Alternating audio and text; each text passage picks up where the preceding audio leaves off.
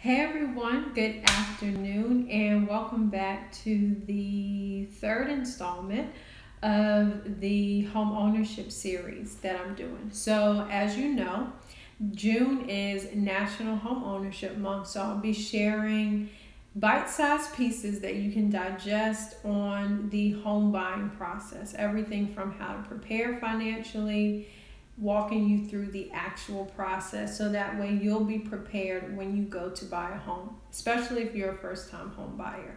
So if you're new to me, my name is Janae of Janaeum.com. I go by the Millennial Money Minister. My official title is Financial Consultant, and I help first-generation grads by teaching them how to manage their money. And so this month, again, we're talking about preparing for home ownership. I documented my process in my course, The Blueprint, Buying a Home and Building Wealth with Real Estate. So I'm sharing content from the course to help you all in your journey. So today, or the theme for this week is what can you afford? And so today we're talking about the down payment. Now, when it comes to a down payment, there is several scenarios. You can be in a scenario where you don't have to put anything down. You can be in a situation where you only put down a fraction of what people normally do, or you can put down the full down payment that's expected of you. And I'll go into the percentages in a moment. But as you're tuning in, drop your name below and where you're joining from. If you have any questions, make sure that you pop them in the comments. I'll be happy to answer them while I'm here live. And if you're catching this on the replay, still put your questions down in the comments. Because I would be happy to answer them. Especially if you're a first-time homeowner and never owned a home before, I want to make sure you understand this information because I want you to avoid being in a situation where you're in a home that you can't afford and you end up losing it involuntarily. So that's what we're helping you to avoid through you getting this education. So we're talking about the down payment.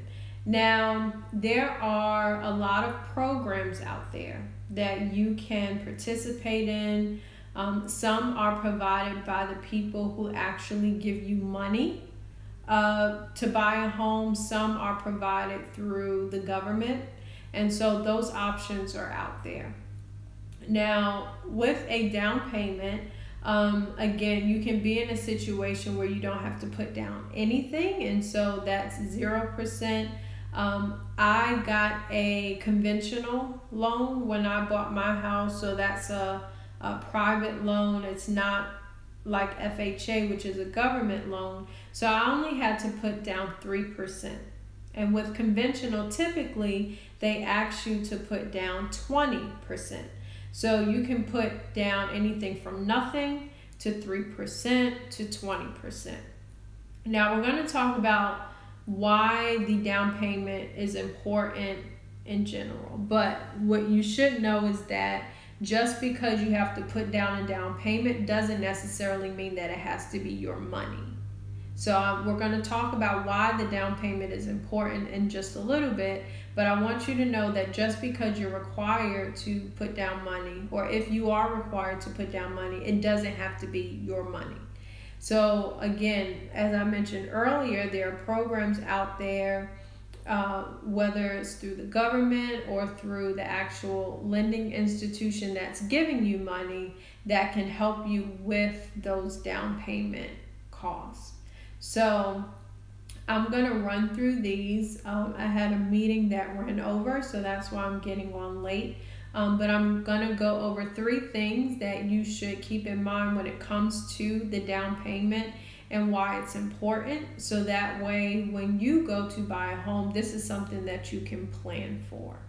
So the first thing is, and this is what I realized after the fact. So the more money you put down, the less you pay per month. And it sounds like that should be pretty obvious, but it's not.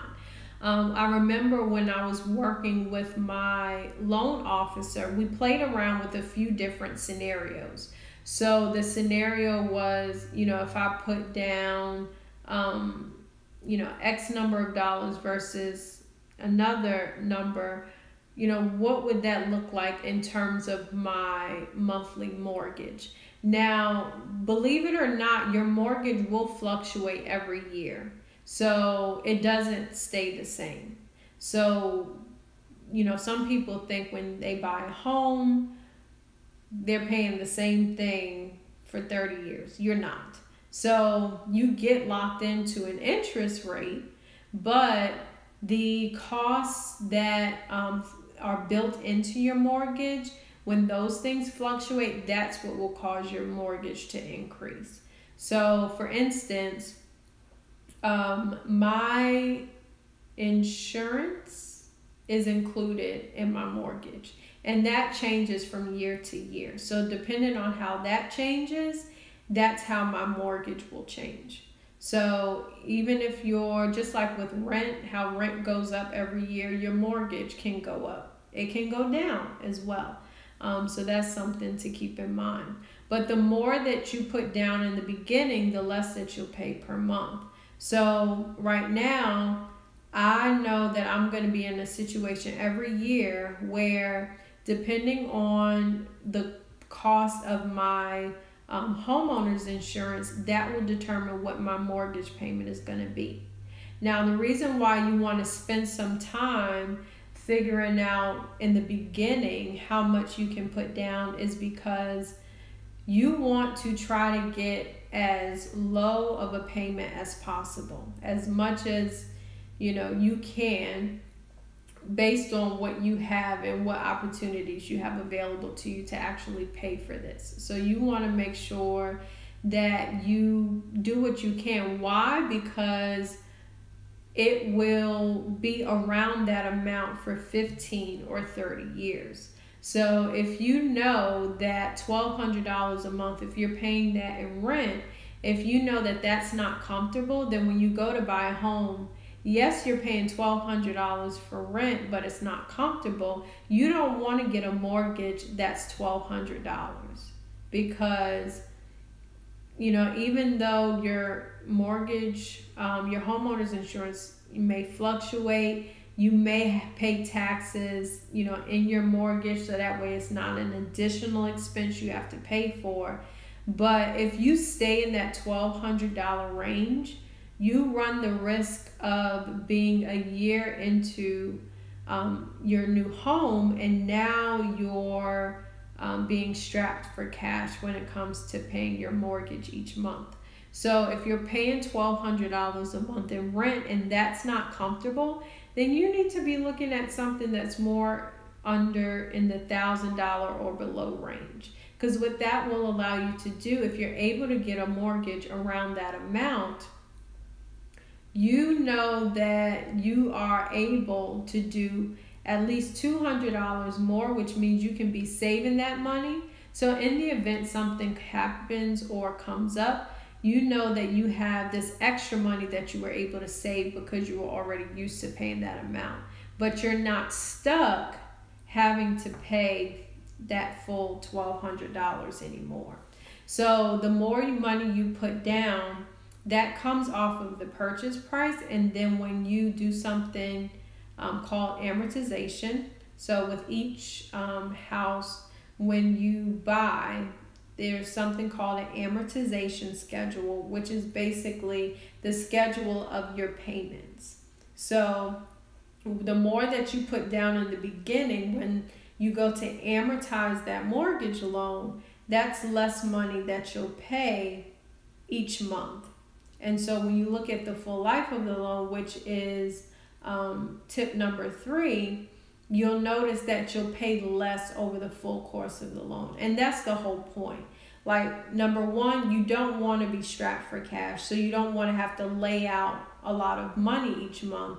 And then you want to look at what's your total investment, what's your total cost while you're owning this home. Because it could be a significant difference if you only put down 3% versus 20%. The long-term cost, you can save like $50,000, $60,000. And I'm throwing out some fictitious numbers, but when you think about 15 and 30 years, if you multiply that by a few $100s, that's a couple thousand that you can save long term. So that's the whole point of being mindful of what you put down in the beginning. So that way, not only is that less money that you have to pay out each month, but when you look at the time of when you'll pay off your home, that's less money that's coming out of your pocket overall, which means that with the money that you're saving each month, you can direct that in different ways. So that was number 1. And we talked about number 3 already, which is saving on the overall cost of the home. And actually, we talked about number 2, the fact that you can save thousands in interest. So when it comes to down payment, the more that you are able to put down in the beginning, whether it's your money, whether it's grant money, whether it's money from a program, a first-time homebuyers program that the financing institution is offering, the more you put down in the beginning means the less you'll pay each month and the less you'll pay over the full time frame of you owning the home, which is the whole point of why you want to take advantage of doing that work in the beginning. Because if you want to change your mortgage payment later, you'll have to go through a process of refinancing, which basically means you're hitting the reset button and starting all over again. So if you get locked into that $1,200 and it'll stay around that range. And if you get to a point where you just can't pay it, it's not comfortable anymore, you can refinance. But you may be 7 years into your home when you refinance. Literally, you're hitting the reset button and starting from the very beginning, just like you did when you first bought your home. So instead of having 7 years towards building equity in your home, now you're starting from the very beginning. And so that sets you back. So that's why you want to do that work up front. I do know people that have refinanced their homes after 14 years, 15 years. You're starting all over again. And if you're not putting in extra money each month, then you extend the time frame of when you can actually own your home. And what that does is when you hit the reset button like that, you obviously are focused on your monthly payment, but you end up paying not just a 30-year mortgage, but now potentially a 42-year mortgage, because you hit the reset button and started all over when you refinance. So do the work up front, so that way you don't have to do it later, and it'll be more affordable. It'll be more cost effective long term. It's all about the long term value with real estate. And so you want to be clear on what your end goal is, so that way you're not shelling out money unnecessarily. Okay?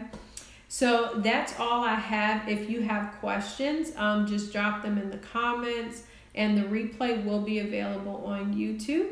So thank you all for tuning in, and for those of you catching this on the replay, I dive into providing resources to the home buying programs, whether first time or repeat buyers, in my course, The Blueprint, which I did include a link in this video. So we go into what to plan for in terms of saving for a down payment, but I also provide links to resources so you can find those programs where you can get money for your down payment.